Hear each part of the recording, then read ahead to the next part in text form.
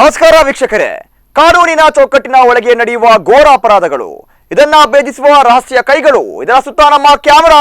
ಇದುವೇ crime beet, ನಿಷಿದ್ಧ ಲೋಕದ ಸುತ್ತ ನಮ್ಮ ಚಿತ್ತ ಕಾರ್ಯಕ್ರಮಕ್ಕೆ ಸ್ವಾಗತ. ನಾನು ಆದಿತ್ಯ. ಅದು ಯಾರು ಬಾರದ ನಿರ್ಜನ ಪ್ರದೇಶ, ಸೇತುವೆಯ ಕೆಳಗೊಂದು ಹೆಣ. ಆ ಹೆಣದ ಸುತ್ತಮುತ್ತ ಕಾಕಿದಾರಿ ಪೊಲೀಸರು. ಆತಂಕದಲ್ಲಿದ್ರು ಜನತೆ. ಏನಾಯಿತು, ಯಾಕಾಯಿತು ಕೊಲೆ, ಯಾರು ಮಾಡಿದ್ರು ಕೊಲೆ ಅನ್ನೋದೇ ಅವರ ಪ್ರಶ್ನೆಗಳಾಗಿತ್ತು. ಪೊಲೀಸರು ಕೂಡ ಮೂಗಿನ ಮೇಲೆ ಬೆರಳಿಟ್ಟಿದ್ರು. ಯಾಕಂದ್ರೆ ಅದು ಶೇಕ್ ಆಗೋ ಶಾಕಿಂಗ್ ಮರ್ಡರ್, ಮಾಯಾಂಗಣೆಯ ಮರ್ಡರ್.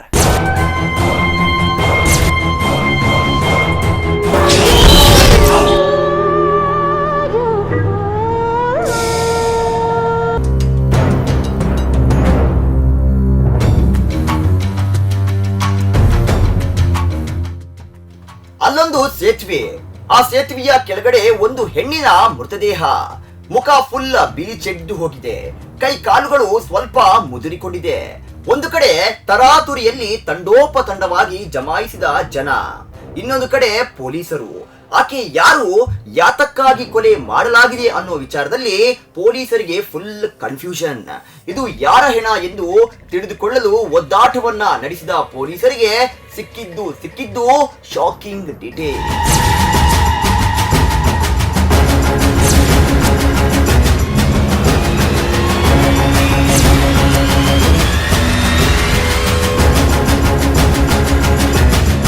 ಆಕೆಯ ಹೆಸರು ರೇಷ್ಮಾ ಪಡೇನಕೂರ. ಎಸ್, ಈ ಹೆಸರು ಸಾಮಾನ್ಯವಾದ ಹೆಸರಲ್ಲ. ದೊಡ್ಡ ದೊಡ್ಡ ರಾಜಕಾರಣಿಗಳ ಜೊತೆ ಫೋಟೋ ತೆಗೆಸಿಕೊಂಡ ಹೆಸರು. ಅಷ್ಟೇ ಆಗಿದ್ದರೆ ಅದನ್ನ ಶೋಕಿ ಅಂದುಕೊಂಡು ಸುಮ್ಮನಾಗಬಹುದಿತ್ತು. ಅದು ಶೋಕಿ ಮಾತ್ರ ಅಲ್ಲ, ಅಲ್ಲೊಂದು ರಾಜಕಾರಣದ ವಾಸನೆ. ಎಸ್, ಅದು ರಾಜಕಾರಣ ಕಣ್ರಿ. ಇಲ್ಲಿ ಎಂತವರು ಮಿಂಚಿ ಬಿಡ್ತಾರೆ.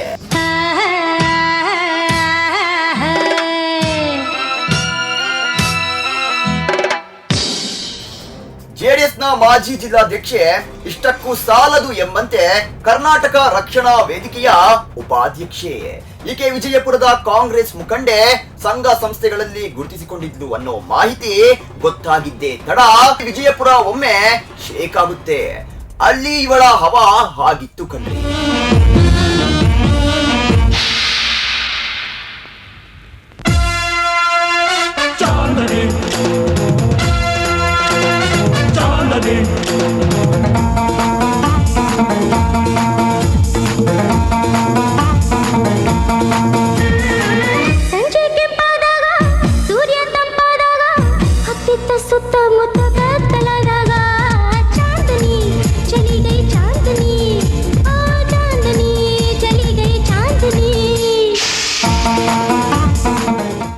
ರೇಷ್ಮಾ ಪಡೇನಕೂರ ಈಗ ಸತ್ತು ಮಸನವನ್ನ ಸೇರಿದ್ದಾಳೆ ಅನ್ನೋ ವಿಷಯ ಗೊತ್ತಾಗ್ತಾ ಇದ್ದ ಹಾಗೆ ಅಲ್ಲಿನ ಜನತೆ ಬಾಯಿಂದ ಬಾಯಿಗೆ ಇಟ್ಟುಕೊಳ್ಳುವ ಕೆಲಸವನ್ನ ಶುರು ಮಾಡಿದ್ರು.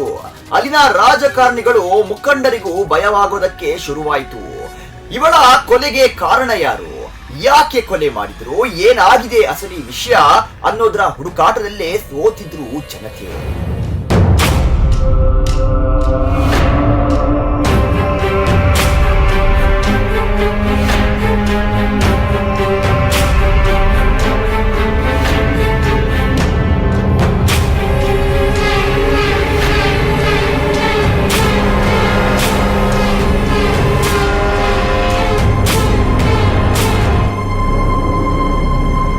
ಅದು ವಿಜಯಪುರ.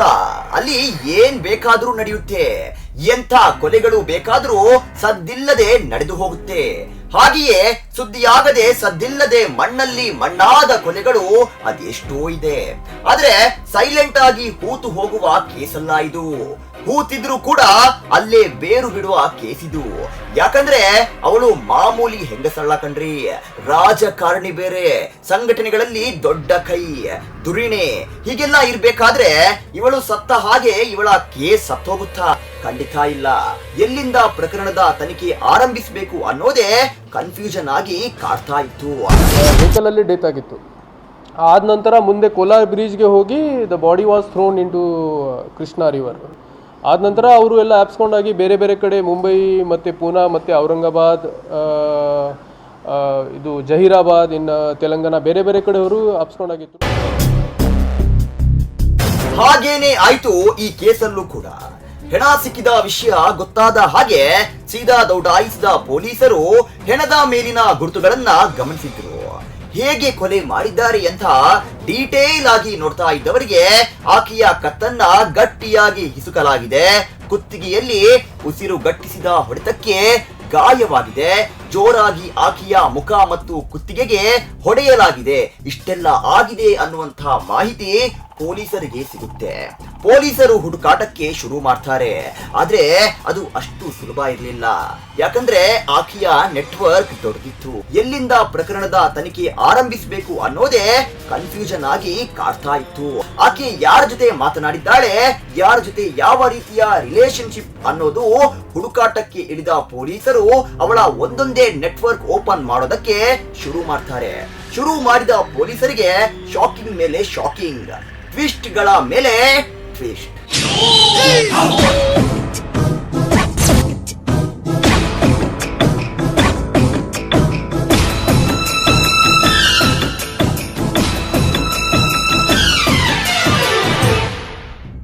ಅದು ದಿನಾಂಕ 16.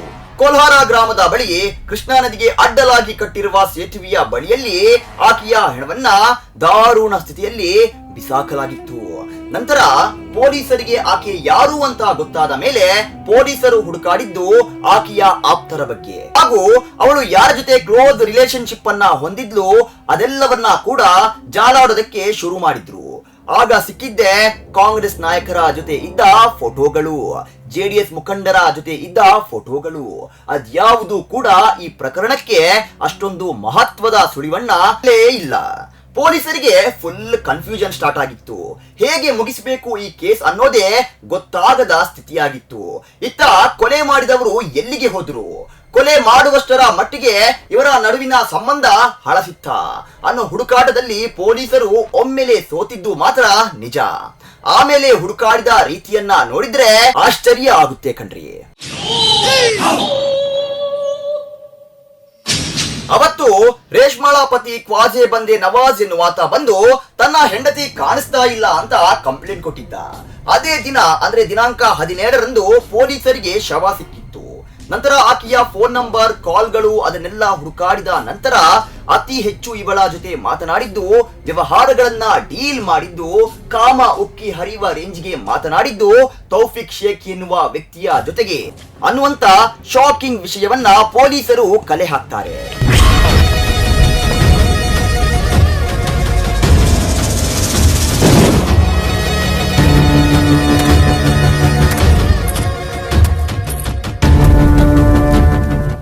ಇವರಿಬ್ಬರ ನಡುವಿನ ಸಂಬಂಧ ಬಿಗಿದಪ್ಪಿ ಹೋಗಿತ್ತು. ಅವರ ನಡುವೆ ನೈತಿಕ ವ್ಯವಹಾರಕ್ಕಿಂತ ಅನೈತಿಕ ವ್ಯವಹಾರಗಳೇ ಜಾಸ್ತಿ ಇದ್ವು. ಇದನ್ನೆಲ್ಲ ಗಮನಿಸಿದ ಪೊಲೀಸರು ಆತನ ಹುಡುಕಾಟಕ್ಕೆ ಬಲೆ ಬೀಸಿದ್ರು. ಆತನ ಫೋಟೋವನ್ನ ಎಲ್ಲಾ ಪೊಲೀಸ್ ಠಾಣೆಗಳಿಗೂ ಕಳುಹಿಸಿದ್ರು. ಇತ್ತ ಕೊಲೆ ಮಾಡಿದ ತೌಫಿಕ್ ಶೇಖ್ ಹಾಗೂ ಆತನ ಸಹಚರರು ತೆಲಂಗಾಣ, ಮುಂಬೈ, ಆಂಧ್ರ ಹೀಗೆ ಬೇರೆ ಬೇರೆ ನಗರಗಳಲ್ಲಿ ತಲೆಮರೆಸಿಕೊಂಡಿದ್ರು. ಪೊಲೀಸರು ಹುಡುಕಾಡಿದ್ದು ಸಿಗ್ಲೇ ಇಲ್ಲ. ಕೊಲೆ ಮಾಡಿದಾತ ಏನು ಸಾಮಾನ್ಯದವನಲ್ಲ, ಆತ ಕ್ರಿಮಿನಲ್. ಈಕೆ ಬೇರೆ ಸೌಂದರ್ಯದ ಗಣಿ. ಕಬ್ಬಿಣ ಕರಗಿತ್ತು, ಸಂಬಂಧ ಹದಕ್ಕೆ ಬಂದಿತ್ತು. ಇದನ್ನೆಲ್ಲ ತೋರಿಸ್ತೀನಿ ಚಿಕ್ಕ ವಿರಾಮದ ಬಳಿಕ.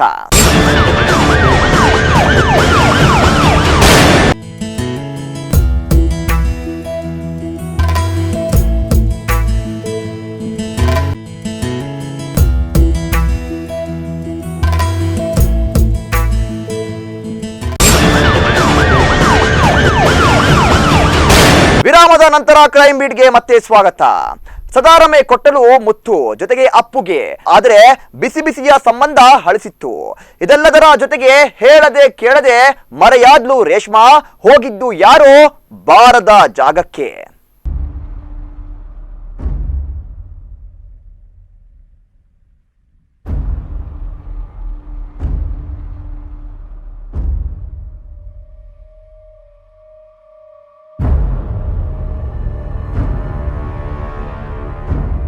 ಧೂಳಖೇಡ ಎನ್ನುವ ಪ್ರದೇಶದಲ್ಲಿ ಸಿಕ್ಕಿದ್ದ ತೌಫಿಕ್ ಶೇಖ್ ಆಲಿಯಾಸ್ ತೌಫಿಕ್ ಶೇಖ್ ಪೈಲ್ವಾನ್ ಪೊಲೀಸರ ಮುಂದೆ ಬಿಚ್ಚಿಟ್ಟ ಈ ಕೊಲೆಯ ಹಿಂದಿನ ಅಸಲಿ ರಹಸ್ಯ. ಇದನ್ನ ಕೇಳಿದ್ರೆ ನೀವೇ ಒಮ್ಮೆ ಬೆಚ್ಚಿ ಬೀಳ್ತೀರಾ.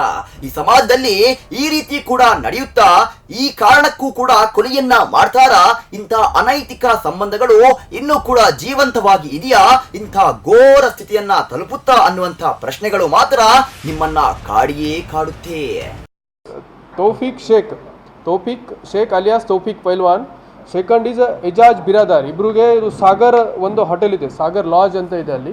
ಅಲ್ಲಿಂದ ಇಬ್ಬರು ಜನಗೆ ನಿನ್ನೆ ಸಿಕ್ಯೂರ್ ಮಾಡಲಾಗಿದೆ. ಈ ಪ್ರಕರಣದ ಹಿನ್ನೆಲೆ ಏನಿದೆ ಅಂದರೆ 2015 ಇಂದ ರೇಷ್ಮಾ ಪಣೆಕ್ನೂರ್ ಮತ್ತು ಇವರು ತೌಫಿಕ್ ಪೈಲ್ವಾನ್ದು ಪರಿಚಯ ಇದೆ, ಅವರದು ಸಂಬಂಧ ಇದೆ. ಅವರದು ಭೇಟಿ ಮಾಡೋಕ್ಕೆ ತೌಫಿಕ್ ವಾರದಲ್ಲಿ 1 ಸರಿ 2 ಸರಿ ವಿಜಾಪುರ್ಗೆ ಬರ್ತಾಯಿತ್ತು. ಆಮೇಲೆ ಅವರು ಕೂಡ ಅಲ್ಲಿಂದ ಸೋಲಾಪುರ್ ಹೋಗ್ತಾಯಿದ್ದು. So they have got very good relationship and ಚೆನ್ನಾಗಿ ಪರಿಚಯ ಆಯಿತು. ಆತ ತೌಫಿಕ್ ಶೇಖ್ ಪಕ್ಕಾ ಕ್ರಿಮಿನಲ್ ಮೈಂಡ್. ಹಾಗೆಯೇ ಆತ ಕೂಡ 31 ಕ್ರಿಮಿನಲ್ ಕೇಸ್ಗಳ ಒಡೆಯ. ಆತನಿಗೂ ಕಾಮದ ದಾಹ ಒಂದು ಕಡೆಯಾದ್ರೆ, ಹೆಣ್ಣು ಸೆರಗು ಹಾಸಿದಾಗ ಬಿಡದಂಥ ವ್ಯಕ್ತಿತ್ವ. ಅದೆಷ್ಟು ಜನರ ಜೊತೆಗೆ ಈತನ ಸಂಬಂಧ ಇತ್ತೋ ಗೊತ್ತಿಲ್ಲ, ಆದ್ರೆ ರೇಷ್ಮಾ ಜೊತೆಗಿನ ಸಂಬಂಧ ಹಳಸಿದ್ದು ಕೊಲೆಗೆ ಕಾರಣ ಆಗೋಯ್ತು. ಇದೆಲ್ಲ ವಿಚಾರವನ್ನ ಪೊಲೀಸರಿಗೆ ಸ್ವತಃ ತೌಫಿಕ್ ಶೇಖ್ ಎಡೆಯಾಗಿ ಬಿಚ್ಚಿಟ್ಟಿದ್ದಾನೆ.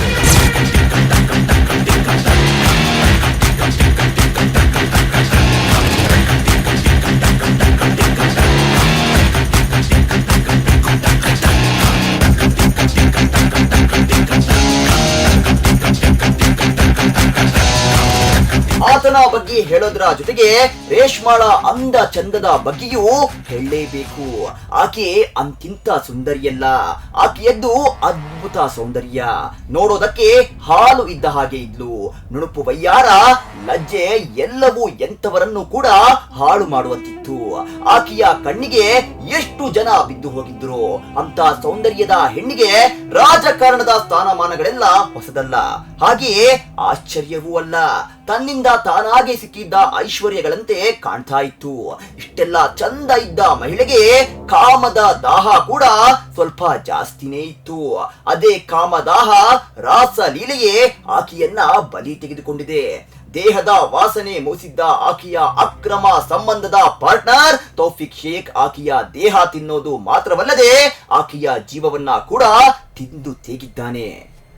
ಇದನ್ನೆಲ್ಲ ಕೇಳಿದ ಪೊಲೀಸರು ಕೊಲೆಗೆ ಪ್ರಮುಖವಾದ ಕಾರಣವನ್ನ ಒದ್ದು ಬಾಯಿ ಬಿಡಿಸಿದಾಗ ಒಂದೊಂದೇ ಕಥೆಗಳನ್ನ ಹೊರಗೆಳೆದ್ರು ಪಾಪಿಗಳು. ಅಪ್ಪುಗೆ ಮುತ್ತು ಇವೆಲ್ಲವೂ ಮಿತಿ ಮೀರಿದ್ದ ಟೈಮ್ನಲ್ಲೇ ಈ ಸಂಬಂಧ ಹಳಸೋದಕ್ಕೆ ಕಾರಣವಾಗಿತ್ತು ಹಣ ಅನ್ನೋ ವರ್ಲ್ಡ್ಸ್ ಬೆಸ್ಟ್ ಪರ್ಫ್ಯೂಮ್, ಅದರ ಜೊತೆಗೆ ಮಣ್ಣಿನ ದಾಹ.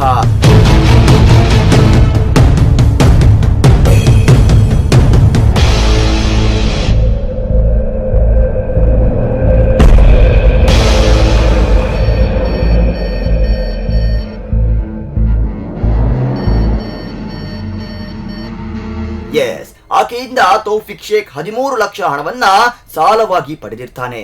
ಅದಕ್ಕೆ ಬಡ್ಡಿಯನ್ನ ಸೇರಿಸಿ ಕೊಡುವಂತೆ ಪದೇ ಪದೇ ರಗಳೆಯನ್ನ ಮಾಡ್ತಾ ಇದ್ಲು. ಅಷ್ಟೇ ಸಾಲದು ಅನ್ನೋ ತರ ಅವನ ಬಳಿ ಇದ್ದ 8 ಎಕರೆ ಆಸ್ತಿಗೆ ಕಣ್ಣಿಟ್ಟಿದ್ಲು.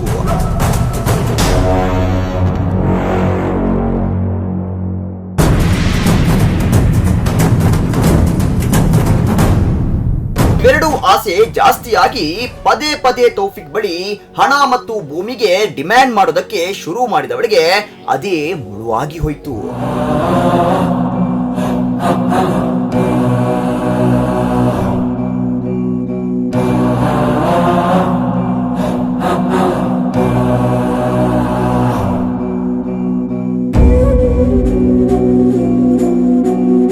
ಇದನ್ನೆಲ್ಲ ನೋಡಿ ನೋಡಿ ಬೇಸತ್ತ ತೌಫಿಕ್ಗೆ ಕೊಲೆ ಮಾಡೋದೇನು ಹೊಸದಾಗಿರ್ಲಿಲ್ಲ. 31 ಕೇಸನ್ನ ಮಾಡಿಕೊಂಡವನಿಗೆ ಮತ್ತೊಂದು ಕೇಸ್ ಹೆಚ್ಚಾಗಿರ್ಲಿಲ್ಲ. ಇದೆಲ್ಲ ಕಾರಣಕ್ಕೆ ಪ್ಲಾನ್ ಮಾಡಿದವನೇ ಸೀದಾ ತನ್ನ ಫ್ರೆಂಡ್ಸ್ ಬಳಿ ಎಲ್ಲಾ ವಿಚಾರವನ್ನ ಬಿಚ್ಚಿಟ್ಟ. ಕೂಡಲೇ ಈತನ ಜೊತೆ ಸಾಥ್ ಕೊಟ್ಟ ಫ್ರೆಂಡ್ಸ್ ಒಂದು ಭರ್ಜರಿ ಪ್ಲಾನ್ ಅನ್ನ ಮಾಡ್ತಾರೆ. ಇನೋವಾ ಕಾರೊಂದನ್ನ ರೆಡಿ ಮಾಡಿ ರೇಷ್ಮಾಗೆ ಫೋನ್ ಮಾಡಿದ ತೌಫಿಕ್ ಬಾ ಹಣದ ವ್ಯವಹಾರವನ್ನ ಮಾತನಾಡೋಕೆ ಇದೆ, ಮಾತನಾಡೋಣ ಅಂತ ಹೇಳಿದ್ದ. ಕೊನೆಗೆ ಹಣ ಅಂದ ತಕ್ಷಣ ಓಡೋಡಿ ಬಂದಿದ್ದ ರೇಷ್ಮಾಳನ್ನ ಇನೋವಾ ಕಾರ್ನಲ್ಲಿ ಕೂರಿಸಿಕೊಂಡು ಡೈರೆಕ್ಟ್ ಆಗಿ ಸ್ಮಶಾನಕ್ಕೆ ಕರೆದುಕೊಂಡು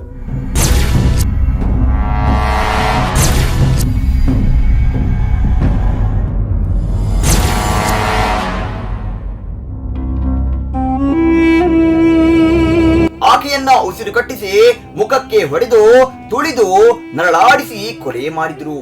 ಕೊನೆಗೆ ಆಕೆಯ ಶವವನ್ನ ನಿರ್ಜನ ಪ್ರದೇಶವಾದ ಕೃಷ್ಣಾ ನದಿಗೆ ಅಡ್ಡಲಾಗಿ ಕಟ್ಟಿದ್ದ ಸೇತುವೆಯ ಕೆಳಗೆ ಬಿಸಾಕಿ ಕೈ ತೊಳೆದುಕೊಂಡ್ರು. ಆಮೇಲೆ ಆರೋಪಿಗಳು ಒಬ್ಬೊಬ್ಬರು ಒಂದೊಂದು ಕಡೆ ತಲೆಮರೆಸಿಕೊಂಡ್ರು. ಅವ್ರದ್ದು ಸ್ಮಾದರಿಂಗ್ ಮಾಡಿದ್ದಾರೆ. ಸ್ಮಾದರಿಂಗ್ ಮೀನ್ಸ್ ಇದು ಎಲ್ಲ ನೋಸ್ ಮತ್ತೆ ಇದು ಮೌತ್ಗೆ ಪೂರ್ತಿ ಇದು ಅವ್ರದ್ದು ಇದು ಬ್ಲಾಕ್ ಮಾಡಿಕೊಂಡು ಅವ್ರದ್ದು ಅಲ್ಲೇ ವೆಹಿಕಲಲ್ಲಿ ಡೆತ್ ಆಗಿತ್ತು. ಆದ ನಂತರ ಮುಂದೆ ಕೋಲಾರ್ ಬ್ರಿಡ್ಜ್ಗೆ ಹೋಗಿ the body was thrown into Krishna river by 3 of them. ಆದ ನಂತರ ಅವರು ಎಲ್ಲ ಆಪ್ಸ್ಕೊಂಡಾಗಿ ಬೇರೆ ಬೇರೆ ಕಡೆ ಮುಂಬೈ ಮತ್ತು ಪೂನಾ ಮತ್ತು ಔರಂಗಾಬಾದ್, ಇದು ಜಹೀರಾಬಾದ್, ಇನ್ನು ತೆಲಂಗಾಣ ಬೇರೆ ಬೇರೆ ಕಡೆ ಅವರು ಆಪ್ಸ್ಕೊಂಡಾಗಿದ್ದರು. ನಿನ್ನೆ ನಮಗೆ ನಮ್ಮ ಟೀಮ್ಗೆ ಬಾತ್ಮಿ ಬಂದ ನಂತರ ನಿನ್ನೆ ಈವ್ನಿಂಗ್ ಅವರಿಗೆ ಅರೆಸ್ಟ್ ಮಾಡಿದ್ದೀವಿ ನಾವು. ಸೊ ಈ ಥರ ಈಗ 2 ಜನ ಈ ಕೇಸಲ್ಲಿ ಅರೆಸ್ಟ್ ಆಗಿದ್ದಾರೆ. ಇನ್ನೊಬ್ಬ ಆರೋಪಿ ಇನ್ನೂ ಆಪ್ಸ್ಕೊಂಡಿದ್ದಾರೆ, ಅವ್ರಿಗೆ ಕೂಡ ನಾವು ಅರೆಸ್ಟ್ ಮಾಡ್ತೀನಿ. ಈ ಪ್ರಕರಣದ್ದು ಅಕ್ಯೂಸ್ ನಂಬರ್ 1 ಯಾರಿದ್ದಾರೆ, ತೌಫಿಕ್ ಶೇಖ್ ಅಲಿಯಾಸ್ ತೌಫಿಕ್ ಪೈಲ್ವಾನ್, ಇವರ ಮೇಲೆ more than 31 cases are there. 31 cases recently MPDA Maharashtra ಅದು ಒಂದು ನಮ್ದು ಏನು ಗುಂಡ. ಆದ್ರೂ ತೌಫಿಕ್ ಜೊತೆ ಇನ್ನೊಬ್ಬ ಆತನ ಸ್ನೇಹಿತರನ್ನ ಪೊಲೀಸರು ಹುಡುಕಿ ಸಿಕ್ಕಿಬಿದ್ದ ತಕ್ಷಣ ಸಮ ತಡುಕಿದ್ದಾರೆ. ಇತ್ತ ಇನ್ನು ಉಳಿದ ಆರೋಪಿಗಳ ಹುಡುಕಾಟದಲ್ಲಿದ್ದಾರೆ. ಒಟ್ಟಿನಲ್ಲಿ ಕಾಮದ ದಾಹ ಮತ್ತು ಹಣದ ದಾಹಕ್ಕೆ ಪದೇ ಪದೇ ಕೊಲೆಯಾಗ್ತಿರೋದಂತೂ ಸುಳ್ಳಲ್ಲ.